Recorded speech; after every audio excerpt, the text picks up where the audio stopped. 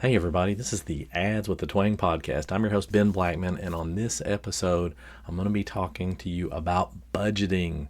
Yes, we're going to talk about budgeting, how much you should be spending on your ads, and how not to freak out every time you look at your ad account. Here comes episode 113. The Ads with the Twang podcast is dedicated to helping you create simple, successful ads and use smart strategies to grow your online business. I think you're going to love this. Let's get started.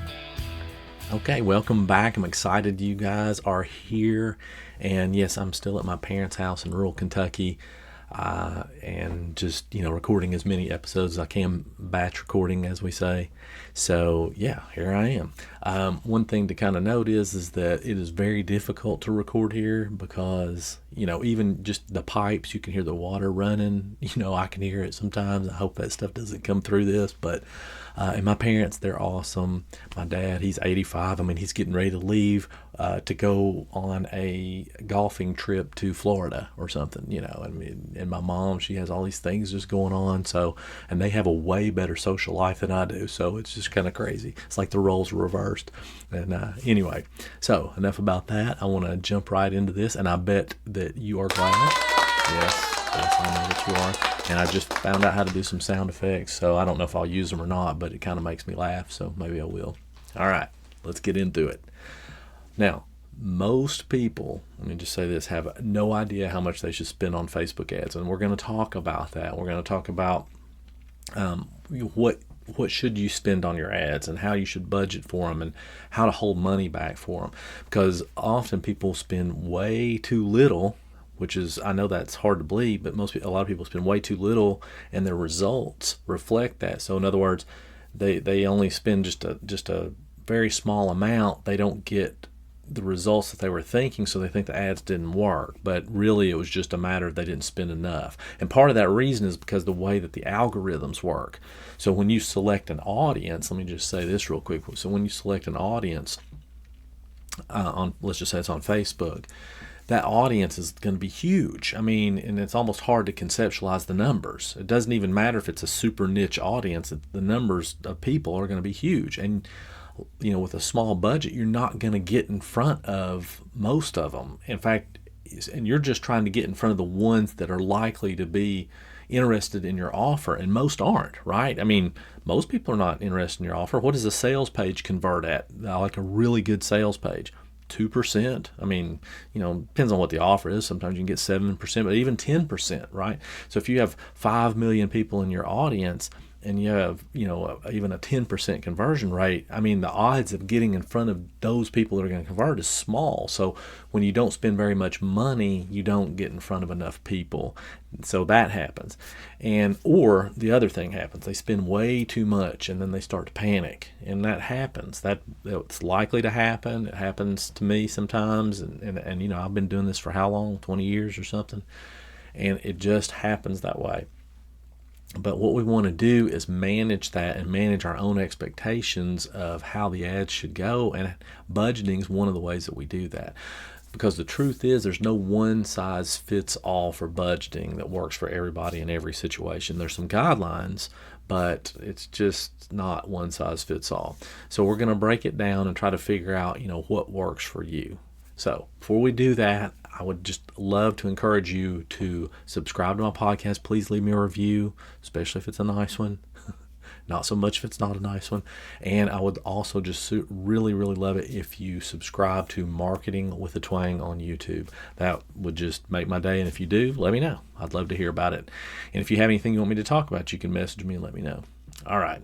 So let's talk about common ad budgeting mistakes. Hope I said that right. Ad budgeting mistakes. Yeah.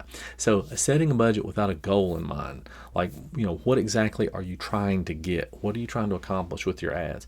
So I see this all the time. In fact, and I know I say this a lot, there's a group that I'm in and I just get a lot of great information because a lot of people are really new. I don't really comment in the group too much. I want to hear what people have to say, but I see the mistakes that they're making sometimes. And so one time, this was just the other day, somebody decided to put out an ad and they didn't even have their tracking set up, their pixel or anything like that. And she says, this looks really good. And she was getting all these clicks for like 17 cents. And all I could think of was, well, was that your goal? Was to get clicks? I mean, it could have been. I mean, that's possible. But I knew that her goal was actually to get sales. So she had set up a campaign to optimize for clicks, not for sales. And that it was just because she just wanted to get started. She didn't want to do the research.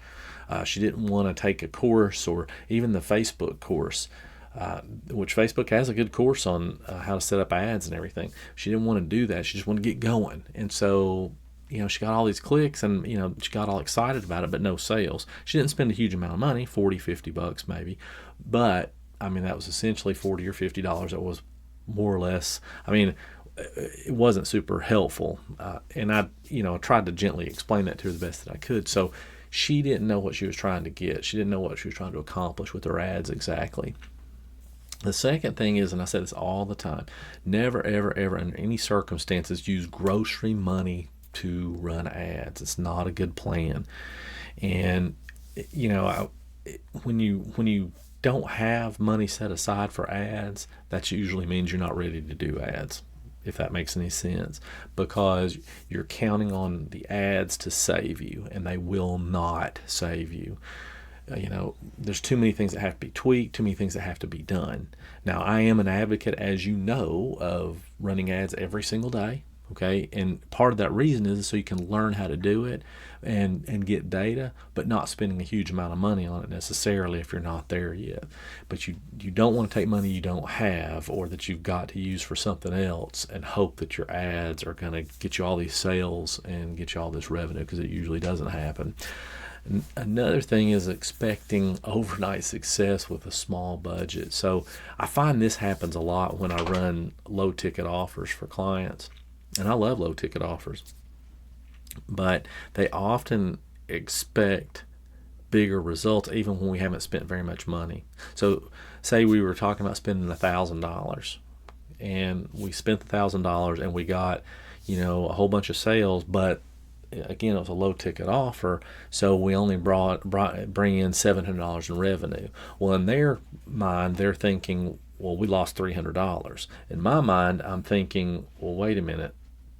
We made $700. I mean, that's a really good return, in the very beginning if you're just starting out. Especially when you've never tried it before and you haven't done upsells and all these other things. And so I think in their mind, what they're thinking is they're spending $1,000, they want to get $5,000 back. That doesn't happen like that. Now, higher ticket offers, it's a little different. Obviously, you can do those kind of things, but lower ticket, it doesn't work that way. But nevertheless, with tiny budgets, people expect much bigger results, and it's unrealistic, and you have to pull back your expectations on what ads can really do for you. The other thing is getting emotional about ad spend instead of just looking at the numbers. So what do I say all the time? And I don't have my coffee cup here that I would show you for those who are watching on YouTube, because my parents, but it says say no to ad drama and just do the math. That's all it is, math. And when you look at the numbers, you can make the right decisions. When you're not looking at the numbers and it just feels like this or that or the other thing, you're almost invariably are going to make the wrong decision, good or bad. You might cut off an ad that otherwise was working. You just didn't feel like it was working. That happens all the time. Or you leave one running too long, think it's going to recover. Again, that just doesn't work. So here's how to set your ad budget.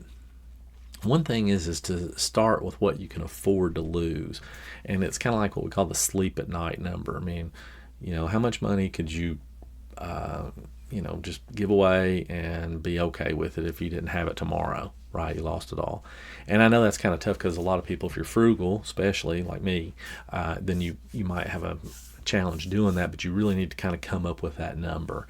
And when you don't have that number, then it's easy to literally lose sleep over it.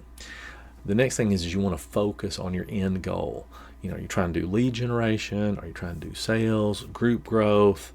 I mean, what's your goal for the ad? What are you trying to accomplish to get people in your lead magnet or, whatever it is? Figure that out before you start running ads, and then work backward from your conversion goal. Okay, so in other words, if your conversion goal is to get leads, and you've got $100 budget, okay, and you're kind of estimating it's going to cost $10, a conversion, $10 a sign up, then how many leads are you going to get? 10. So you have to understand that number first, because a lot of people would go into it not thinking about those numbers and say, well, I spent $100, I was expecting 100 leads. I mean, that happens all the time. It doesn't work that way. And you might be able to get leads for less, or they may cost more. It depends. There's so many factors in your niche of what it's going to cost your audience. It just depends. But you want to have that, at least start that process. Even if you're just guessing, it's okay. You have to start somewhere.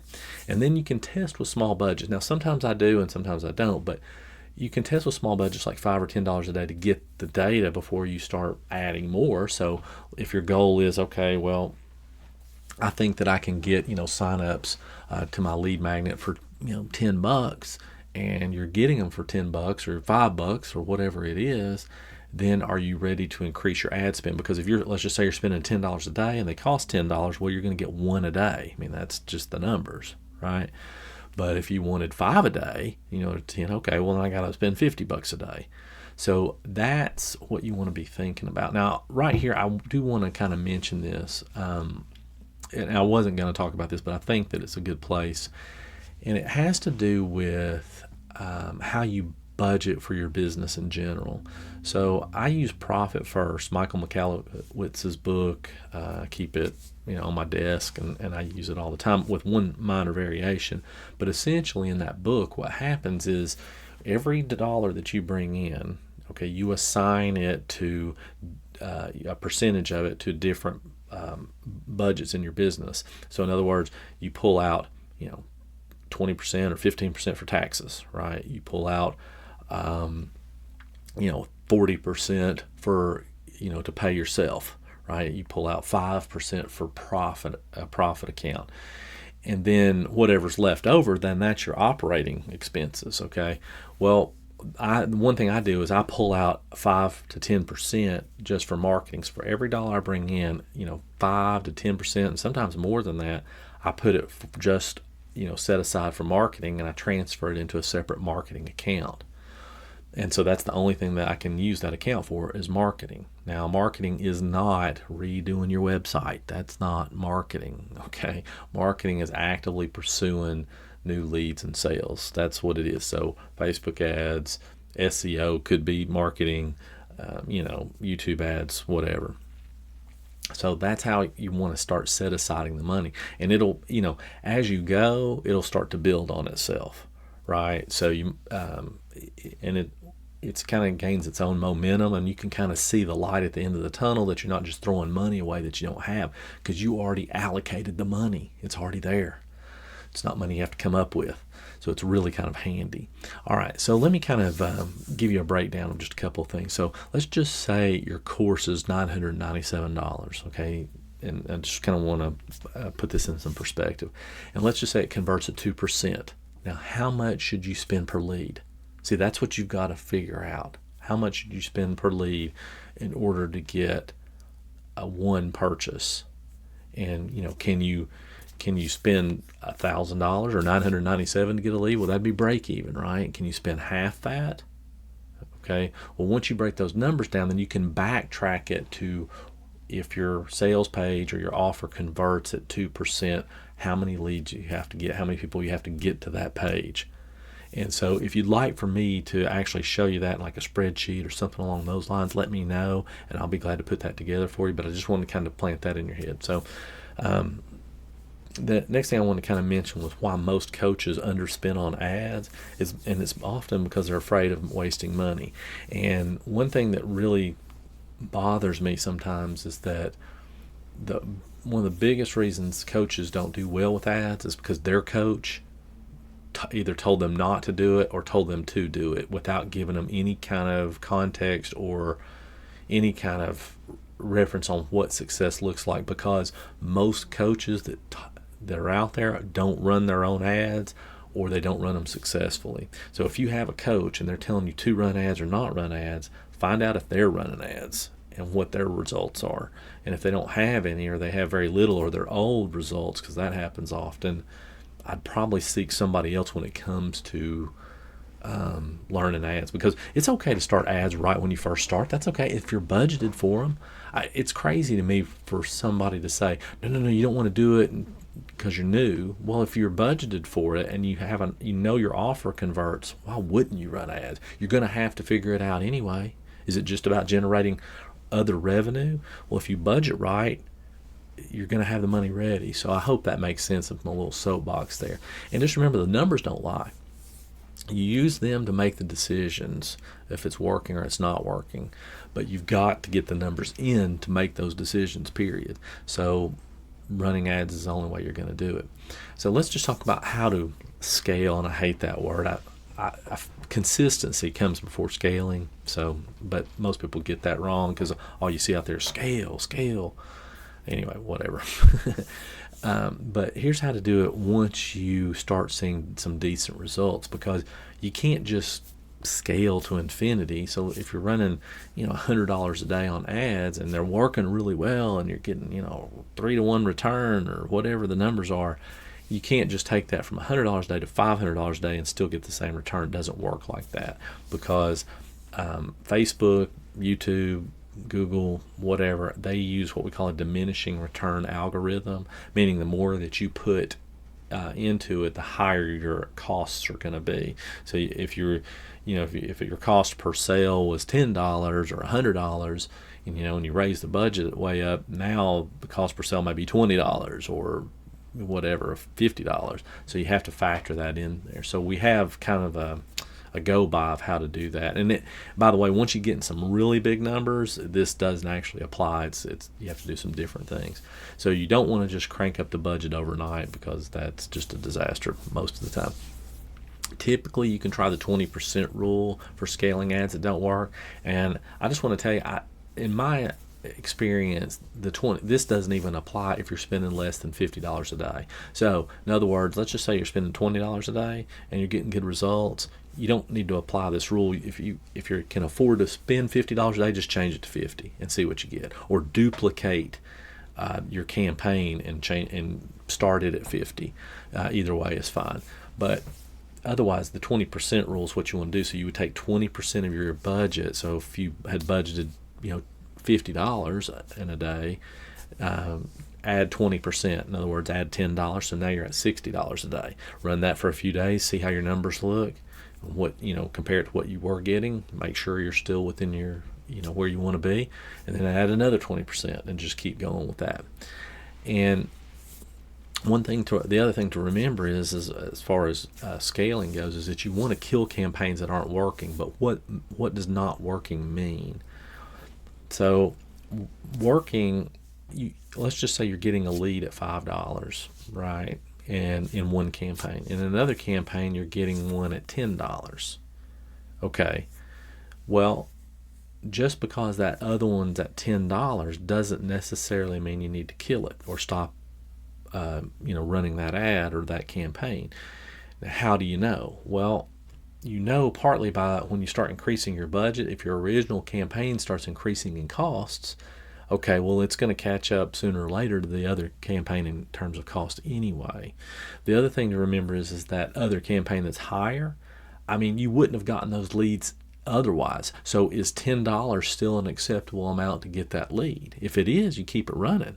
Okay, now you can still try to, test your creative and all those other things, but keep it going, because you otherwise wouldn't have gotten the lead. So in other words, if you have a $5 lead, maybe your return on investment is 5x, but a $10 lead, maybe your return on investment is 3x. Well, that's still 3x. If it doesn't tank your overall, you still need to do it. And for some reason, people just don't get that. They just don't do the math on it or think about it in that way. So one last little thing is you also, before we sign off here, is you also want to use retargeting to maximize your initial ad spend. Now, let me just say something about retargeting. It's garbage in, garbage out. Meaning, if your initial targeting is not getting in front of the right people, retargeting doesn't help you, because that's who you're retargeting. So you want to make sure that you're getting in front of the right people to begin with.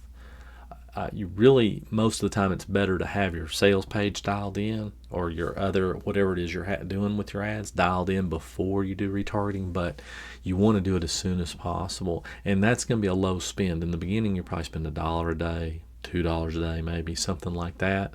But you have those going on concurrently with your primary ads, because even though it may take a whole lot more days to get a conversion there, whatever a conversion is, a sale or sign up for your webinar, whatever it is, it's still going to be cost effective. And those people who come from retargeting are usually better prospects because they've already clicked once, they've seen what you have, they chose not to act on it, and now they're seeing it again. Okay.